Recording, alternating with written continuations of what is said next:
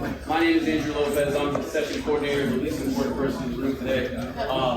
Today you guys are in for a real treat. If you come for a solid curriculum, if you come for something you guys can take away with your students right away, you've come to the right place. Today presenting, we've got two amazing educators, two very close friends of mine as well as close colleagues. Please welcome from West Glades Middle School, the newlywed, Mr. Christian Jordan and Kalyn and Christian.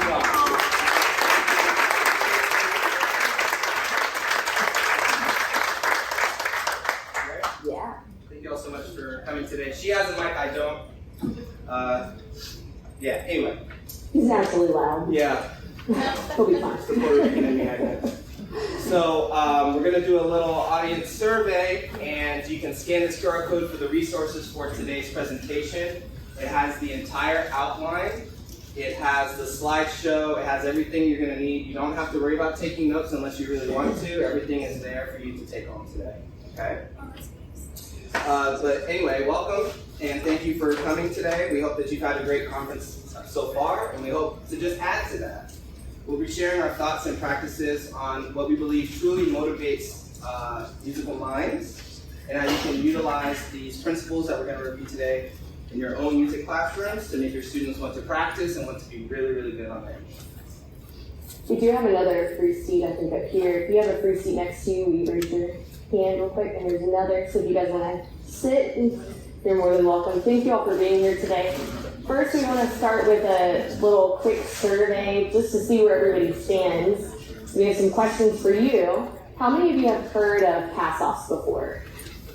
A lot of you. All right, great. How many of you currently use a pass-off system with your students? Okay, and those of you that use it, how many of you just use it with your beginning students? Anybody? And then as far as the pass-off system goes, if you use it, how many of you assess to mastery or 100% on those pass-offs? Any of you? All right, fantastic. It gives us a great place to start and lets us know where you guys stand today so that we can make sure we're providing good information for you along the way. Yes. So our presentation today is divided into 6 parts. We're going to start with a brief introduction. We're going to talk about ourselves and how we got into pass-offs and what led us to today's presentation. We're going to go over the 3 program pillars, really the 3 mindset pillars. I think I named the mindset pillars on a later slide, but it's basically a little bit of research from some books, and then we're going to show how we can implement that into our music classrooms. We're going to demonstrate how we use it in our band and orchestra programs at West Glades. We have some student examples from our students and also some testimonials of some of our colleagues that have already started implementing this in their programs. And then we'll conclude and we'll invite you downstairs for a beverage when you're done, if you want to learn more, things like that. So to start out, my name is Christian. I'm in year 8 of teaching middle school band, and band is all I've ever done, and I love it. And yeah.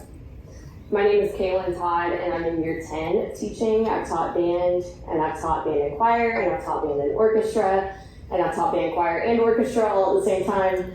Right now, I currently teach orchestra at our school, and between the 2 of us, we have a lot of experience in all of those areas. We also have a lot of experience in different socioeconomic situations. We previously taught in Georgia for quite a while, and we taught in a very rural, economically disadvantaged community. Currently, we teach in Parkland, Florida, where the community is much more suburban and much more affluent. In the past, and I know you're going, they said pass-offs a lot, but I thought this was about intrinsic motivation. We're going to show you how all of that ties in together. We've used in the past practice records. We've used playing tests. We've used other things to see if we could increase student motivation, and it just wasn't happening for us. We dealt with low student motivation across the board in both situations, and so we kind of went looking for answers on how do we raise student motivation in our classrooms, and that's what we're going to talk about today. So like you mentioned, we have tried playing tests before, and you want to stay on that slide? Sorry. We've tried playing tests before, but the issue with playing tests is it's the same skill, the same day, the same time, but for completely different types of students. everyone is waiting for their turn, so the amount of engagement is very low. And the focus is on a score instead of on mastery. So if you think about just the scale, B flat concert scale, and a student plays E natural, you give them a 90%, but did they really learn the scale? Did they master it? It's just one of many, many, many examples. We did try practice charts or objective charts where students write down what they're supposed to practice that night, get a specific amount of time, get a parent signature, things like that. But with that is we have no idea if the time they spent on that material is quality, or even if they did it at all.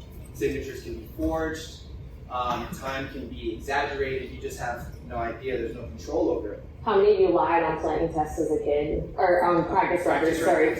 Yeah, me too. I never did them growing up in band, but we have tried it for our actual students. We've also seen band directors and orchestra directors and whatnot use auditions to differentiate their students, or they use an audition as like a midterm or a final exam. And the thing about that is that they can sometimes be designed to limit the student, and it doesn't encourage them to take risks or explore their potential beyond their current perceived limits. And we've also seen stickers, medals, ribbons, bands, belts, things like that, which are all extrinsic motivators, and we're going to talk about intrinsic motivation today. And the thing with extrinsic motivators is they provide a short-term motivation, and students can create a dependency on the extrinsic motivators if they're not tied to a higher purpose or a more meaningful goal. Some of the common issues we've seen with we know a lot of people use pass-off systems, and some of the things that we didn't necessarily find helpful was we know some people only use pass-off systems for beginners. We know that works for some people. We felt like, though, incorporating it for our older students and even high school students can help to keep that motivation going. We also know that not everyone uses pass-offs to differentiate students, so they don't allow students to stay too far behind for those students that need extra time, because we all know some of our kids just need a lot of extra time to learn that concert B flat major scale than the other kids, right? And we've also noticed some people don't let students move too far ahead. So those students that are very motivated and excited to get things done and make progress don't get to do that. We've also seen that some people don't use pass-offs as the main source of assessment, or they strictly use it as a motivational tool. And we've seen people not use it consistently. Even the pass-off system that we use, we've shared it with people before, and they'll implement it, but then they don't stick with it, and they don't see the same progress and the same motivation that we've seen in our classrooms and some of our colleagues. And then we also know that some people don't grade pass-offs to mastery, and we think that's a very important part of keeping the motivation going. Like Christian mentioned earlier, they play an E natural and a concert B flat major scale. It's not a B flat major scale anymore. So our introduction to pass-offs actually was at a session much like this back in Georgia at GMEA, where two band directors at middle school and high school both used pass-offs. They gave a little presentation about their programs and briefly discussed pass-offs, but they did touch on the ideas behind them and how it motivated students. So we got together with them, we're good friends now.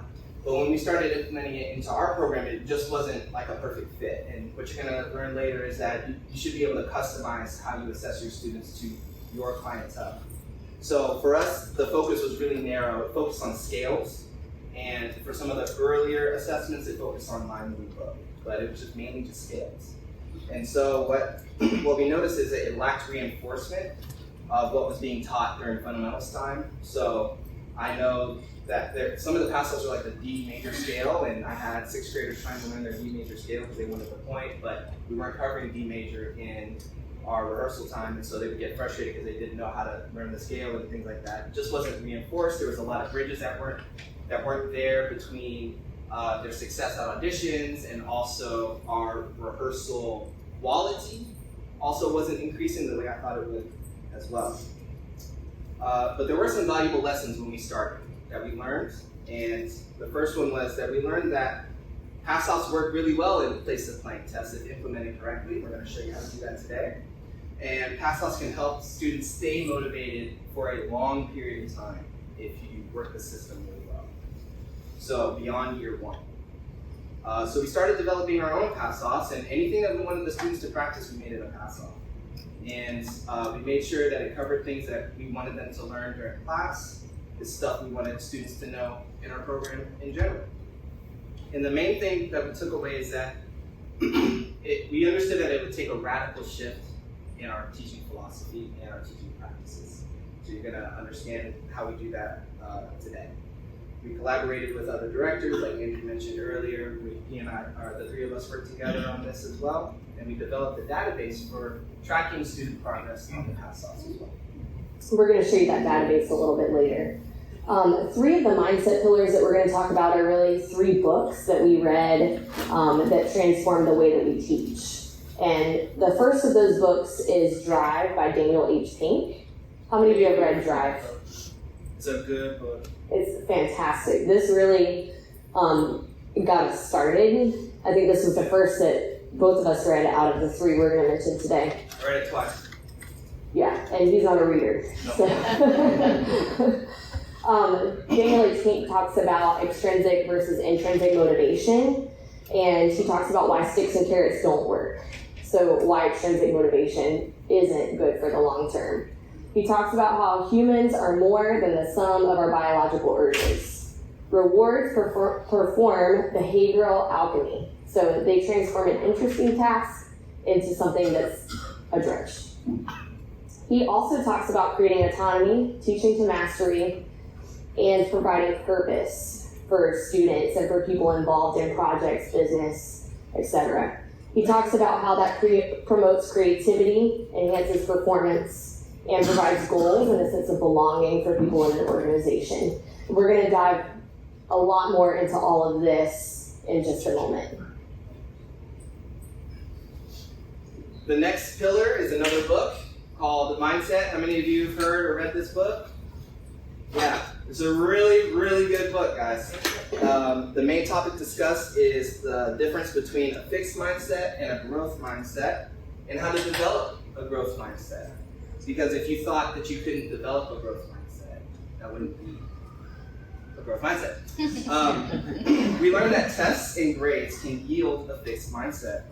So a student earns an A, they tend to go, oh, I'm a genius, and I can never be dumb, ever. But they earn an F and they go, oh, I'm dumb, and I can never be a genius. I can never be smart. Grades don't always show the truth, though. And we know that that's true. Just because a kid fails a playing test or anything else doesn't mean that they're dumb. They might act dumb, but it doesn't mean that they are dumb. You know? And it doesn't mean they have to stay that way. But students view grades as finite and unchanging, and some of their parents do too. And they also allow grades to define them as people. But the truth is, talent is grown, and failure is essential to growth. A quote that we love is, excellence is a never-ending quest. Therefore, grades don't matter as much in the long term. The journey becomes the destination, and the process becomes the product. The third book that we're going to reference a lot today is Peak by Anders Ericsson. Whoa, too far. In the book Peak, talks a lot about how there are no prodigies. Prodigies are not born, they're developed, and anybody can become good at anything. Anybody read this before? That's on that one. So that's another great one. If you enjoyed Drive, if you enjoyed Mindset, if you read either of those, Peak is another good one to add. He talks about the principles of deliberate practice, which I know a lot of us probably say to our students that they need to practice deliberately and intentionally. Some of the principles of deliberate practice that we're going to hit on today are that students should constantly be exposed to the struggle zone. So they should be constantly challenged, but just enough to where it's not frustrating for them. They need well-defined and specific goals. So we're not looking at overall improvement, we're looking at completing small tasks along the way. And they need constant feedback and small improvements. Okay, now we're going to talk about, now that we have the mindset pillars, we're going to talk about how to implement them into our programs. So, what is a pass-off? We're going to define to you what that means to us. Pass-offs are short exercises or tasks that can be plain, verbal, written, or otherwise. Okay, simple thing. Oh. This is just a repeat. QR code, if you came in late, we had this at the beginning. So if you need those resources, you didn't get them. That's all the notes. So it's all the notes and it's the slideshow. It's everything. So you can just sit back and relax, okay? Unless you really feel like taking notes. So I'll repeat that again. For us, pass-offs are short exercises or tasks. They could be plain, verbal, written, or otherwise, intended to demonstrate the mastery of a certain skill by each student. We teach students that they must have a growth mindset to practice the following principles in order to see the most progress. The following is all from the book Mindset, from the book Peak. Talent is grown. Risk-taking and challenges are essential to growth. Failure is a natural part of learning. Effort beats talent. Focus drives effort, and effort drives performance. Therefore, effort counts twice. Feedback is important to our success. Self-assessment helps us to reflect on our growth and explore areas to grow. And the opposite of success is quitting, not failure. all from the book Drive. Again, he talks about mastery, autonomy, and purpose. And so in our view of things, we believe that pass-offs must demonstrate mastery of a skill. So our students should be able to show that they've mastered 100% whatever skills we assign them on the pass-off sheets. We also believe that students should have a certain level of autonomy. So on the screen, we've got a screenshot of our level 1 pass-off sheet that we use with our students. They don't actually start on level 1, they start on level 0, which is on the next slide, and we'll show you that. The pass-off sheets are also in the resources. Yeah. Students, we allow our students to choose wherever they want to start on the pass-off sheet. So they could complete pass-off 8, and then pass-off 2, and then pass-off 5, whatever order they want to do it in. So they get autonomy in choosing what they're working on, when they're working on it, and how they're sending it to us. We also believe that mastered skills help the musician to develop their purpose. So we know that pass-offs are used, or we believe that pass-offs are used to determine how advanced a student is. It's reflected and shared in ensemble placements during their experience in our program. And we also give them one point for every pass-off they complete. So every time they complete one, they earn a point. That's a little extrinsic motivator that we throw in there because they accumulate those points over time. Okay. Now we're going to talk about the culture and the curriculum, because one of the main issues that we've seen a lot of music educators run into when they try to implement pass-offs into their program, they think that it's just in the paper and there's going to be magic. You tell them what they need to do for pass-offs, boom. But it's really a holistic approach, and that's really what we're trying to drive home today. So you want to make sure that you adopt and adapt the following principles into your teaching. Teach students that progress is not linear. There will be times when they can fly through the pass-offs and times where they hit a wall and they actually have to start learning something. And it might take some time to keep moving forward. And also, progress is different for everyone. You want to teach to mastery and also assess for mastery. Teach that the purpose is to get better, but also to make the ensemble better. Teach students to be process-focused instead of performance-focused. So we're going to show you that we don't focus a whole lot on their grade. We focus on their process, and that's how their progress, and that's how they earn their grade. Teach them goal setting, and teach them the lingo. So if you guys dive into those books or summaries of the books and you learn a lot of the terms and ideas, teach that to them. And then soon you will see that they repeat that back to you. They should know and adopt the ideas of the growth mindset. They should become more open to challenging themselves and taking risks, and believe that they can only get better if they work for it. It's not going to just one day they wake up and they can play a 2-octave concert C scale on the clarinet. It's just not going to work that way. There are no prodigies. So after figuring out that we wanted to adopt pass-offs for our program and that we wanted to improve that system that we were using, we had to decide how are we going to organize these. So we decided that we would start with the end goal in mind. So we asked ourselves, what do we want our students to know when they leave our program in 3 years? And then we backed up from that. What do we want them to know in 2 years? What do we want them to know in 1 year? So for us as middle school teachers, we knew that we wanted them to be able to play all of the all-state major scales and chromatic scale with the correct number of octaves, right, at the correct tempo, okay? We knew we wanted them to be able to sight read at a grade 3 with some ease. We knew that we wanted them to be able to demonstrate that they can play key exercises in our book too. We used a habits book after essential elements. And we knew that we wanted them to be able to play fundamentals specific to their instrument. So slurs, octaves, tuning, mouthpiece sounds, bowing exercises, shifting exercises, rudiments, etc. Whatever you want them to know, we put on the pass-off sheet. And then we also knew that we wanted them to perform a solo. We really push solo and ensemble for our students. So we want to make it easy for them to be able to do a solo and ensemble. We knew we wanted them to be able to compose, to have organizational skills, because if you teach middle school, you know how that goes for a lot of students. A lot of them can't keep a binder organized or a folder organized, and so we have to teach that to them. So we included that in our pass-offs. And then we knew that we wanted them to know musical terms as well.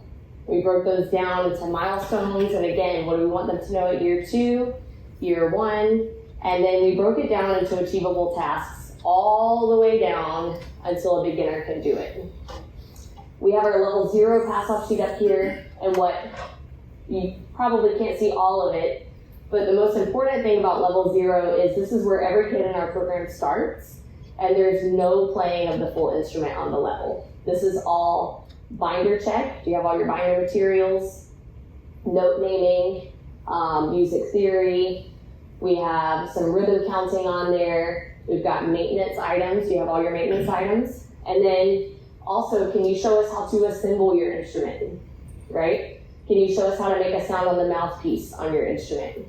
Or so how to hold your sticks for percussion, or how to hold your bow for our string players. So we really break it down, and level 0 is so easy that often a lot of their parents are able to help them with them and to help them walk through it.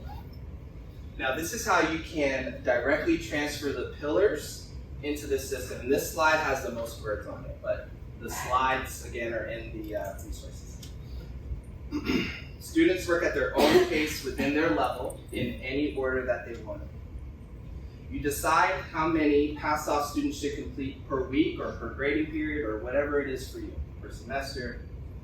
There should be flexibility, though, within that framework, so that students have a choice as to when they complete their pass-offs.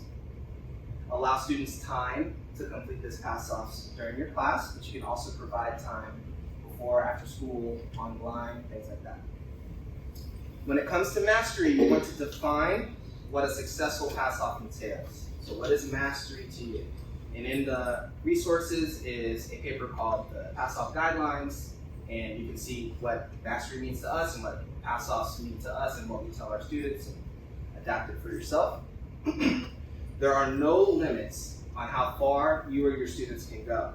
Allow students to excel at their own pace, no matter how fast it is. We have students that do so many pass-offs that we have to create more and more pass-offs. We're up to 5 main levels of pass-offs, and like that 5th level is, if you want to look at it, you can. It's like collegiate level. It's 12 major scales, minor scales, 120 beats per minute, things like that. Sight read level 5 music. It's insane. We have students that reach that level.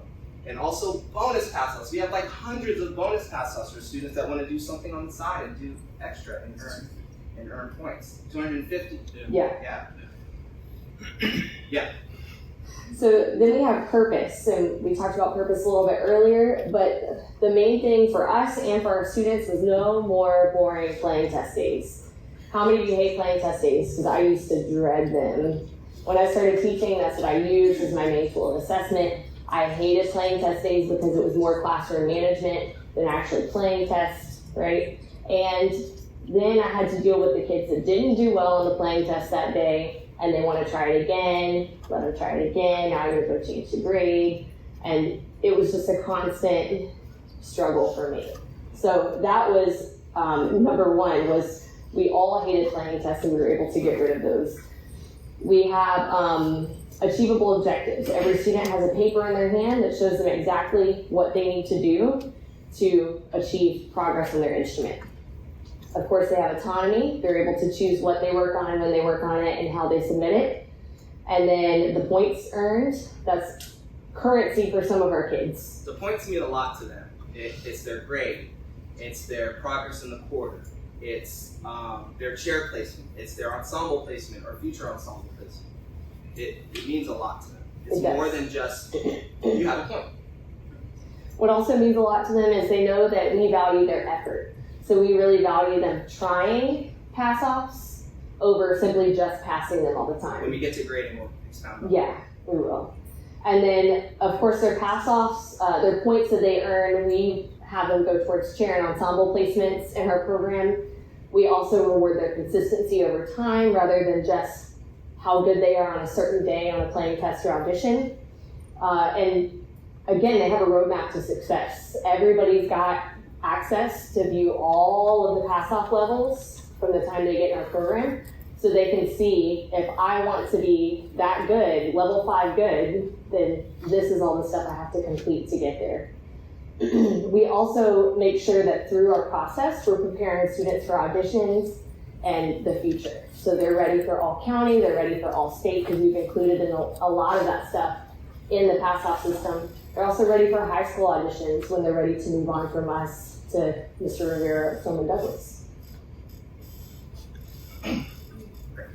So yeah, speaking of grading, effort and progress should mean more than completion. So this is how we do our grading categories at Westwaves, as you can see here, and we just have like a little example grade book of Jane Doe, and you can see that there's a section for pass-off attempts, meaning a student has just submitted a pass-off, whether it's online or on pass-off day, they sat in front of us and did a pass-off. You get 100 for that because we appreciate you putting forth the effort. And then you got feedback from us so that when you actually pass a pass-off, not only do you get credit for attempting again, but then you get a 60 for completing one. And in Broward, a 60 is a passing grade for that 30% category. So when we give a kid a passing grade for only just completing one pass-off out of like 100 points, you know, some people might be like, that's still an F if you average it correctly. Well, we don't believe in failing students because as long as they're willing to do the work, and we don't believe in failing students if they make progress, even if it's just one. We also do Mindset Mondays, which could be a presentation all on its own, but basically it's just little written assignments to give a little buffer to kids that might be struggling in the class. It's an easy written assignment that goes over growth mindset topics.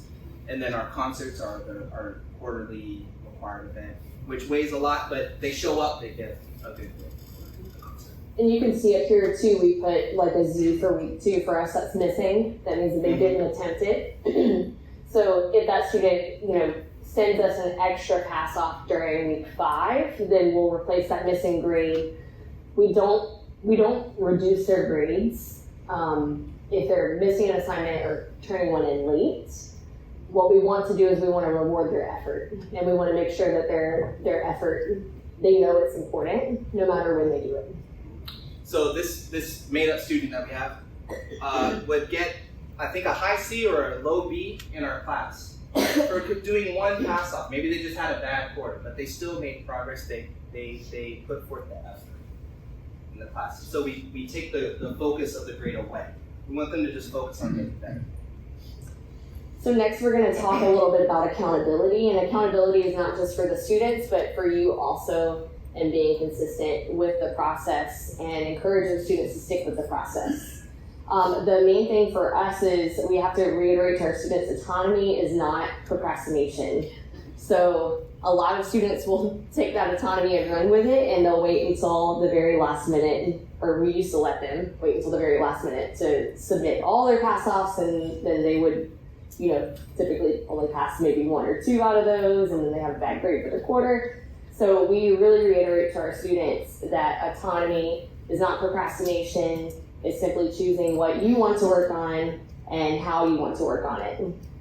We also made the mistake of allowing students to work ahead on future grading periods. So like during quarter one, maybe they pass 8 pass-offs, we would count some of those towards quarter 2 grading. We had to stop doing that because then they get finished early in the year and they just coast. They miss out on a lot of that progress that they could have made through the rest of the year.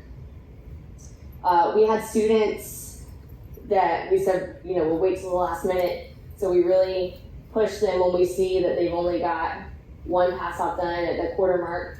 We're constantly asking them, come try stuff for us, okay? And then one of the other big things that changed everything for us now is we have students write down their goals for the quarter. So what are your pass-off goals for the quarter and your progress goals for the quarter? And we check in with the students on those at the beginning, the middle, and the end of the quarter. That way we can see where they want to go, where do you stand in the middle of the quarter, and how did you do? How are you going to improve next quarter? Yeah. How we can help them next quarter. That's right. We also provide ample opportunities for students to work with us. And again, remember, every pass-off completed is us working with a student one-on-one. So even if it's feedback online, it's still one-on-one feedback with that student. So essentially, we do 1 pass-off day for every 5 days in class. It's about 20% time. In the book Drive, Daniel H. Pink talks about how some companies and businesses implement that 20% time rule, and when they give their employees or people working on projects 20% time to just have autonomy and work on what they want to work on, it increases productivity and creativity. I have to say, when Christian, he went to the pass-off presentation at GMEA, and when he came to me and said, I think this is something we should do. This is when we were in Georgia. We were at 2 separate middle schools that fed into 1 high school. He said, I really think that this would be good for our students. And I said, I just don't see giving up 1 day of rehearsal a week. Like, that was a huge concern for me. So I didn't implement it right away. He did. And I saw the difference. It was January. So literally, as soon as you got back from GMEA, right? And as soon as I saw the difference it made for his kids, I said, I want to do it. So then I started it with mine, and it's just grown ever since. Kalyn, yeah. Depending on whether or not what your schedule is, I use the system as well. If you're on a block schedule, 7-period day, rotating belt, you can figure out the math and do some juju to give that time away. Don't just feel like, oh, well, they have their schedule, I have mine, and it'll work. You have that creativity, it makes a difference. That's right, you can make it work. And really the bottom line is you're improving your individual players. And that is what makes the system work, and that is what makes your rehearsal so much easier, and it makes your students progress quicker. Anyway, okay, moving on, sorry, tangent. We also give students the opportunity to come before and after school. We have certain before and after school days. On our band and orchestra calendar, it just says extra help. And we tell them they can come for all county, all state, solo and ensemble, pass-offs. So whatever you want help on, come on these days during this time, and the kids show up. I don't know about you guys, I never had kids knocking down my door to do a playing test. Never. But now they're excited to run into the band and orchestra room before and after school to get some pass-offs done. They'll show up. When they come to class and they see the screen for the agenda for the day and it says pass-offs at the top. Oh. Yeah, pass-off there! Like, I get to take a test and fail. It's really, it's exactly right. And then the last thing is you should make sure that you have conviction that if they hold to the path and the process you're laying out, if you were to adopt this, they will be successful and they'll make progress. Insist that they try stuff for you as often as possible. You're gonna have those kids who are shy and they don't really care to come up and try for you, or they don't want to send you videos. They're not that type of kid that's on it, right? But you just have to pull those kids. Just come play for me. I just want to give you feedback, right? And often they end up. But then they get 100 in the grade book for doing that. Right. And then you tell them, just for time. Your grade just got better just because you sat down and played or did something. Oh. Yeah. Okay. Is that easy? Yeah. Actually, that's why I have this picture up here, because Charlie is one of those kids. He loves band, but he's just not putting middle school together, right? But I said, Charlie, let's sit down, let's do this on a pass-off day, and I'm helping him, I'm coaching him through on how to get a pass-off. And I do everything I can to get it in. He got a bad grade last quarter. He got a slightly less bad grade this quarter. So he's making progress. That's what it's all about. You can make this fun. It doesn't have to be point. You can say, okay, let's see which class can earn the most points on this week's pass-off day. If you do it, then your class gets candy the next day or something. You can still use the extrinsic motivators as long as everything's tied to a greater purpose, right? You can do double points for the next 24 hours. Any pass-off that's completed in the next 24 hours, you get 2 points this time, okay? And just watch kids just send you video after video after video after video. You got hundreds of pass-offs to grade, which we're going to get to later. Have transparency, okay? So provide all the resources that the students need and the parents need at all times. It's on Canvas, it's on Google Classroom, it's on your band website, it's on your band Instagram or whatever, orchestra, choir, doesn't matter. Have it available at all times. Hard copies, send a copy home for the parents to keep in on their kitchen table or something. Just always have it ready. And keep the parents up to date, all right? Make sure all their points and their progress is easily accessible. Keep the grades up to date. Contact the parents, of course. This is just a little bit of tips from our experience. But the cool thing about the pass-offs is when you call or email a parent, or they email you, how come Johnny isn't has an F in band or isn't doing well? You don't reply and say, well, Johnny just needs to practice. You can say, Johnny needs to complete pass-off number 6 on level 1. Here's what he needs to do. He will practice when he gets to do pass-off number 6 on level 1. And then when Johnny's mom goes, Johnny, you need to do your counting exercise for exercise 64, 60 beats per minute, use a metronome. Johnny's gonna go, Mom, how do you know that? You know, it's way more powerful than just, Johnny, get in there and practice, get your band grade up, you know? It's just a lot more powerful. We also make sure that our pass-off levels line up with grade levels of music. So whatever we see that is the contents of grade 1 music, essentially we included it in our level 1 pass-offs. So we make sure that we use our data to be able to program music for our kids. So this is a screenshot of our second band database. And you can easily see on here the strong students in each section. They have more total pass-off points here. It's kind of small for you guys, but we did put this in the resources too. You can see the total pass-off points is more for those kids that are strong in the section. On level 2. Right. And so you can see that most of the second band has finished grade 1. So they can sight read a grade 1 piece of music. They have 30 pass-off points typically. So that means when we pass out a grade 1 piece of music to that second band, it's not pulling teeth in rehearsal. They can actually read the music. We're not having to spoon feed to them. And it makes rehearsals go a lot smoother. The right grade 2 piece could also be within reach for this band. This is the bridges we were talking about at the introduction. When I said we were doing pass-offs, but it wasn't really translating to the rehearsal or to the performance level. This is how we were able to do that. That's right. And then last, you can see exactly who has completed what and who hasn't completed what. So if I look down and see that a lot of students haven't completed pass-off number 21, which is a solo out of their book, then I can pair those students up with students that have completed the solo, and they could work together to get better at it. Or I can pull all those students who haven't completed it, and one of us can work with them. Okay, so now we're going to demonstrate how we do this in our program. Lots of pictures. Okay. Our students are crazy about pass-offs. Crazy. Who's doing it? You, me? Oh yeah, me. Sorry. So some typical scenarios in our classroom. This is a bulletin board right when you walk in the band room, and we have one in the orchestra room as well. The yellow sheets are their chair placements, and they're printed out for each band. So you've got beginning band, our concert band, and then symphonic band. And the kids, when they come in the mornings, especially after weekends, they all run over there to look. And you can see the kids that sent you a lot of pass-offs over the weekend, especially them, they go look to see where they stand.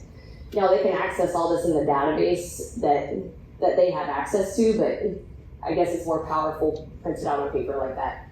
We also put the pass-off standings on the Recordex, and we'll show you a little bit more about how that automatically updates in just a minute. We also teach them that comparison is the thief of joy, and the reason we post points is for them to have a healthy relationship with where they stand. We have a reminder on our bulletin board from Dr. Tim, and that reminder reads, when we compete to beat someone, the worth of the process becomes distorted. We compete to gain and grow in our own skills. If we have to win at all costs to feel any self-worth, it dictates that someone else must lose. If the judgment call is not in our favor, we might tend to feel worthless in spite of incredible growth during the preparation process. Even more severe is the fact that we put a limit on our own growth by thinking that winning is the ultimate goal, and once we've won, we will no longer need to learn anymore. Music is a constant learning and growing experience, no limits. So we keep that on the board forever and ever, amen, because they need it. Dr. Tim had a growth mindset. All right, so a pass-off day is organized chaos. We have a clarinet player with a horn player working on a counting pass-off. We have trumpet, bassoon, and saxophone. They're working on a playing pass-off from their method book. Good classroom management is a must because on pass-off days, sometimes we let them sit with their friends that they usually don't get to sit next to in band class. And for a lot of them, the reason they join band is because they want to be with their friends, you know? So it's really awesome for them. It breaks up the monotony a little bit. Let's see what else we got here. Students are tasked with a submission requirement for that day, and it's always submit one pass-off. And they get to choose what they submit and how. We got a flute with tuba, that's a great match there. We let them use their technology, so yes, cell phones are out, and we also have laptops and things like that. Thankfully, we aren't too worried because our kids are so bought in, you know. Most of them are using their technology the right way. And if they're not, we can see clearly in the grades or in the pass-offs if they're not participating correctly. So yeah, they're encouraged to use technology. Sometimes they help each other, you know, they record each other, things like that. Trombone with the euphonium there. We let them use laptops, and so they can access anything that they need. So like if they lost their pass-off sheet, it's online, or if they need to look at the database, anything like that, do any of their work for our class, all that's there for them. There's always a long line for pass-offs, even in the older kids. There's always a line, and they get to practice while they're in line. Sometimes we use the chairs, but on this particular day, the chairs weren't set up for them. We have a young lady in pink who drives me absolutely crazy, but she's ready to do her balloon pass-off. See, you can make it fun. Blow up a balloon, you get a point, right? Some are ready to play, some are ready to count. I'm all the way back there with Charlie, as you can see. And then on the right, I'm demonstrating whole note air for the student. You can see my perfect embouchure, yes. Because I'm giving him specific feedback. I told him you need to work on your whole note air. It should sound like this. Okay, then you try. Okay, work on that, come back. He gets another grade in the grade book for that, and he makes progress.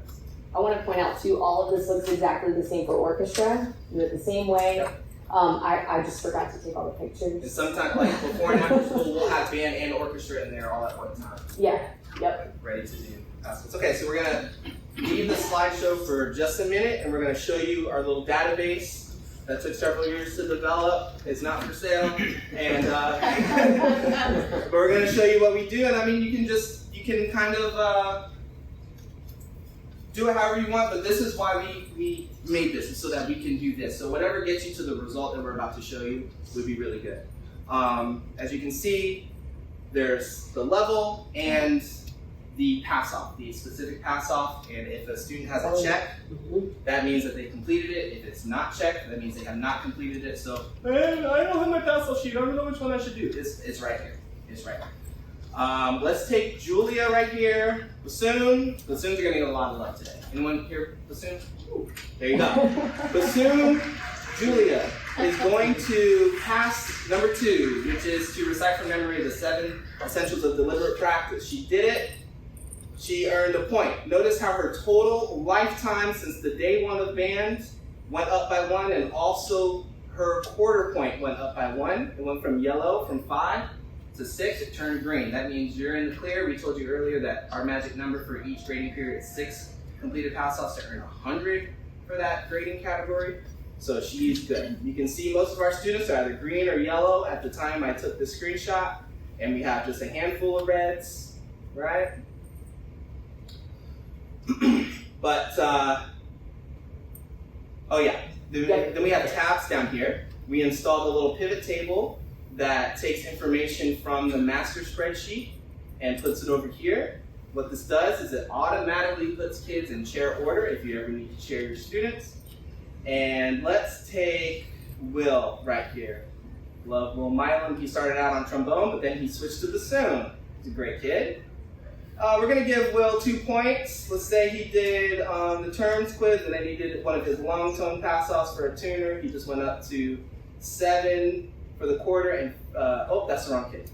Oh, here we go. He went to 11 total points. Will has now passed Juliana. So before Will was down here, it's like magic, right? Will was down here, now he's up here, and you can see that anytime. We print that out the next day, and they all get to see, oh, Will passed me, all right, now I'm motivated to do some more, you know, things like that. We also have one that shows their points for the quarter, and this is also really cool, and this really gets everybody, even your older kids that have slowed down or kind of lost their fire, right?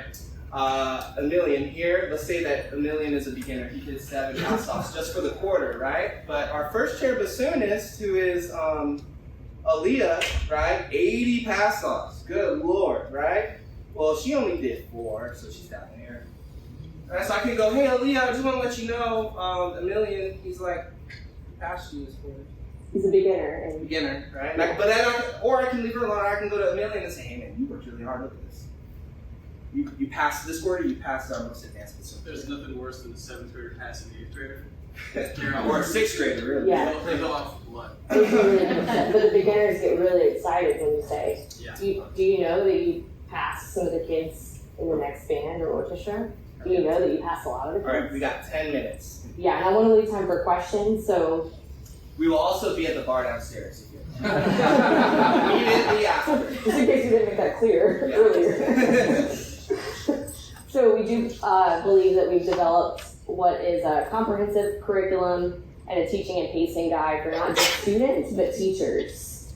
We believe that this is a system that supports teacher instruction, student response, teacher feedback, which we think is extremely important to have that feedback loop and create progress. We've developed a process that allows students to truly move at their own pace within certain parameters, allowing for autonomy. And we provide a roadmap to mastery for all of our students. We provide teachers a way to keep track of the progress and struggle points with the database and to easily communicate that to parents and students. And then, of course, there's a lot of differentiation involved in that already. You can automatically differentiate for those students that need it. And we also believe that we've implemented a teaching philosophy that guides students to see beyond their current limitations, and it provides a larger purpose for their musical journey.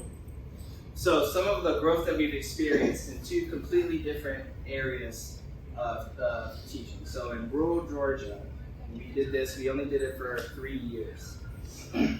But our bands were going to assessment at grade 1, grade 2, doing well. Well, by the time we left, they were going grade 3, grade 4, doing well. We had 12 kids in the district honor band, year 1, year 3, we had 33 in the district honor band. All-state band, we went from having no kids make it, and in Georgia, it's easy. because they have 2 all-state bands per grade. Not right? easier. It's tough. It's Atlanta kids. See, we were up against those Atlanta kids. We were down in the armpit of the country. But the following year, we had a kid make it. The following year, we had 2 kids make it. Yeah. So, hey, we're playing now. Increased solo and ensemble participation. And then the same thing happened when we went to Parkland, Florida, where either their parent's a lawyer or their parent can afford that lawyer, right? So, very affluent. Year 1 to year 2, 12 kids in all-county band, 26 kids in all-county band. We went from earning goods and excellence, because FMEA is really strict, right? We learned how to be really good rehearsal people. Easy. Yeah. Right But we went to earning straight superiors. We went to earning straight superiors, but not just with the top band, but also with the second band, which is not something we actually experienced in Jordan.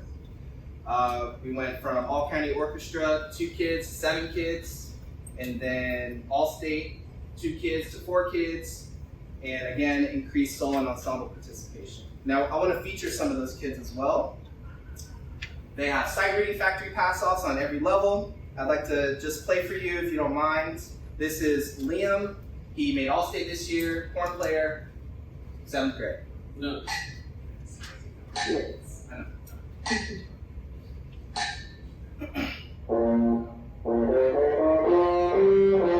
Ignore the mic bullet.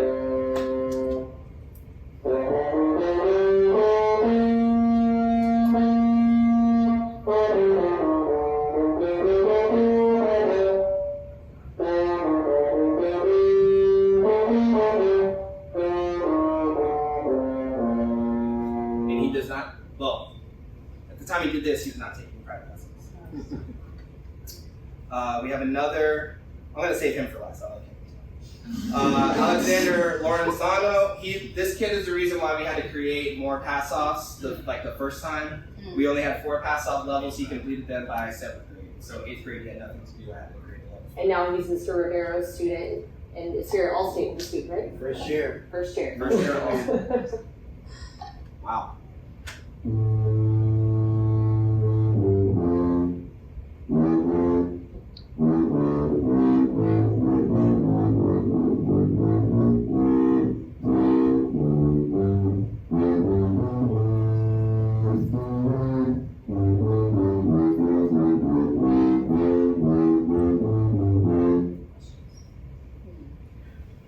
And then clarinetist, 0 private lessons. 0 private lessons. He made all-state this year, 8th grade. There's no cheating on this. They get 30 seconds to practice it before they play.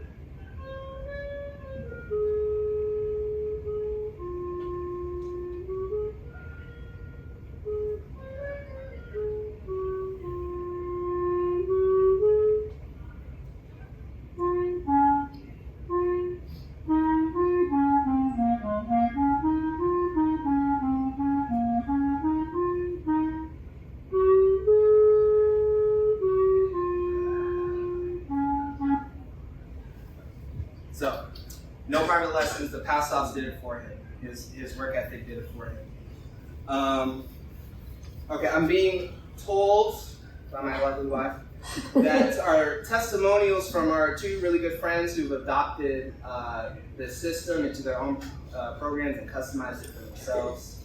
We have their testimonials in the handout that's online if you'd like to read it. We're not going to read it for you right now, but it's there. Also, one of them is here. And he's more than happy, like you said, to talk to you about it. So we're just gonna jump forward, if that's okay. And cool. To our conclusion.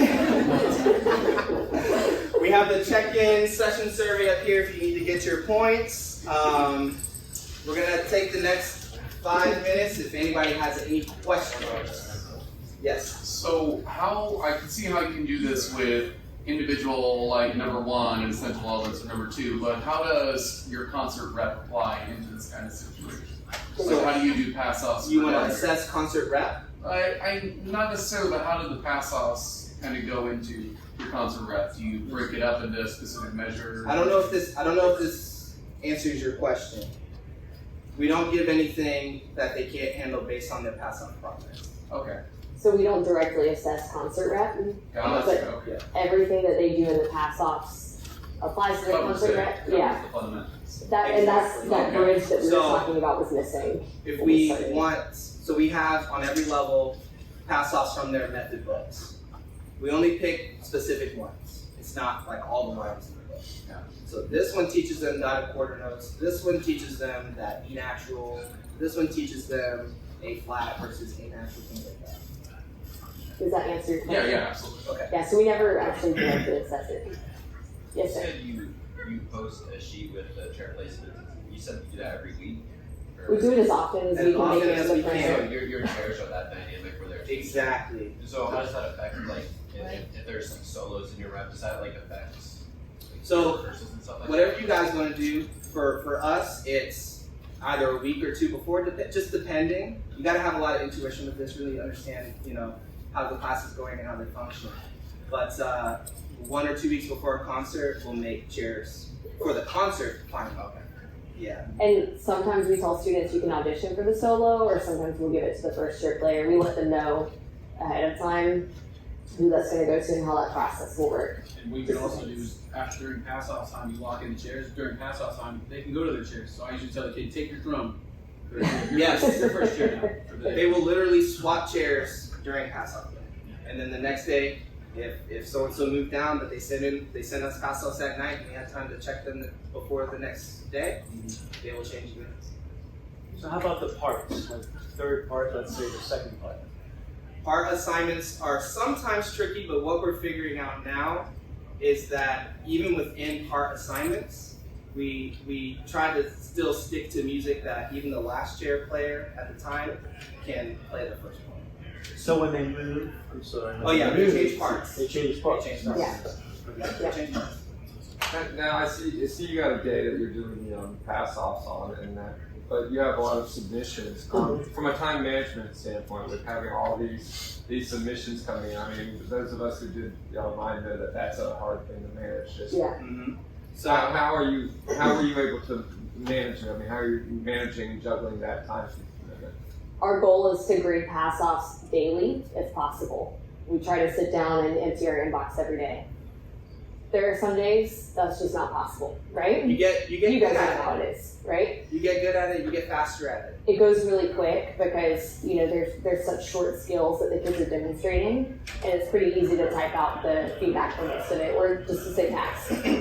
And just to add, last quarter, because we post on our Instagram our quarter results for pass-offs, out of 186 band students, 1,296 pass-offs were completed. So that doesn't even count pass. That doesn't even count the ones that you sent in did pass. The ticket test of the submissions is because if a kid submits a pass-off expecting you to grade it. So if you wait to grade it, that kills the motivation very, very quickly. Yeah. It goes back to the You have to do it daily. So on an average week, how many of these like daily would you be having to grab? Oh, daily? About 50 or 60. Yeah. 50 pass offs. Well, I take that back. Because I'm picturing we use the band app. I'm picturing my inbox on the band app. It'll say 50 or 60 on a normal day. But half of that is them telling me, okay, this next video is pass off number 2. Whatever. And then there's a video. So out of 50 or 60 to 25 or 30 actual videos. And the pass offs are so short that it takes them 30 seconds or less for about 99% of them. Yeah. So for like your beginning band 6th grade class, when do you start implementing like chair placements, like right from the beginning? Or is that like about midway, like, okay, so now whoever has the most pass off, this is chair placement, and introduce the idea to them this. Right away. Yeah. The day we introduce They pass-offs. deserve to know Yep. where they stand. What we do is every quarter it refreshes. That's why we showed you that one tab that shows just what they did for the quarter. When a new quarter starts, everyone's at 0 again. They have another chance to be first chair on the next one. Krista? Hey, so for beginners, I understand with the older kids, you're probably working on rep during class and then on pass-off days or whatever you do during class. And then on the pass-off days, you do pass-offs. For beginners, do you find that there's a hard time with the kids that are excelling? What are you working on the non-pass-off days? Are you just going through the book? Are you going through what you would normally progress through? And then do the kids that are ahead, do they ever get bored, or do you feel like you have to do something else to keep them motivated if they've already passed those lessons? Like, how do you manage that? I guess is my question. I'm saying a lot. I'm sorry. No, it's a really good question. It's It's a great something that we question. Yeah. it's something that we struggle with. So outside of what we've shown you today, we also have a pacing guide at the beginning of every semester. We map out what we want to cover. It always includes all the pass-offs that we want to cover that semester. And if we have time, we sprinkle in other stuff too. But really, we've made sure that the pass-offs cover what we want to cover. So we teach to them. We teach to them. We go down the sheet. Pass off part of the sequence. Yeah, that is the correct. We are out of time. We are out of time. We Very love sorry. you guys. Yeah, I'm we're sorry. getting far. Downstairs, They're we're gonna on love the bar. Facebook. People will break All that stuff.